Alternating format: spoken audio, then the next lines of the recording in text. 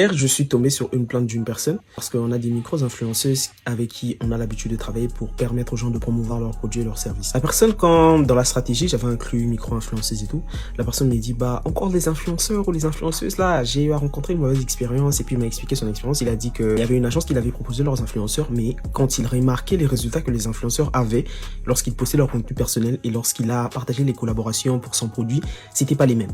Et du coup, j'ai trouvé que c'est un sujet important que l'on devait discuter pour essayer de vous expliquer certains détails et aussi pour les agences ou les personnes qui ont besoin de faire des collaborations et tout. Alors, le problème est ceci. L'influenceur ou l'influenceuse que vous choisissez pour promouvoir votre produit, si vous n'avez pas eu le temps peut-être de faire une campagne marketing pour connaître exactement son profil, comment accompagner cela avec la vision de votre projet startup et tout, vous devez avoir cette capacité d'être flexible. La majeure partie du temps, ce qui se passe, c'est quoi? Les gens prennent un influenceur, lui disent « Hey, prends ta caméra, mets devant, fais une vidéo, parle de mon produit, un point c'est tout. » Et je vous assure que ça va pas marcher. Pourquoi ça va pas marcher? Il y a, admettons, je parle plus des influenceuses, parce que je travaille avec des influenceuses.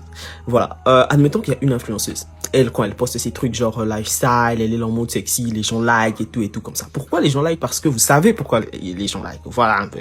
Donc du coup, vous sortez du cadre de la vie de la personne. Vous sortez du cadre qui a fait en sorte que la personne gagne en notoriété sur les réseaux sociaux et vous l'apportez juste un script, un produit comme ça, voilà. Fais ça comme ça. Ça va pas marcher, en fait. Pourquoi? Les gens sur les réseaux sociaux, il faut les endoctriner, en fait. Quand vous les apportez une chose, un coup comme ça, c'est très rare que ça puisse marcher. Donc, du coup, la stratégie que je vais vous proposer de faire, c'est quoi? Lorsque vous avez un influenceur, lorsque vous choisissez une influenceuse, cherchez à ce que votre produit et la personne soient en accord.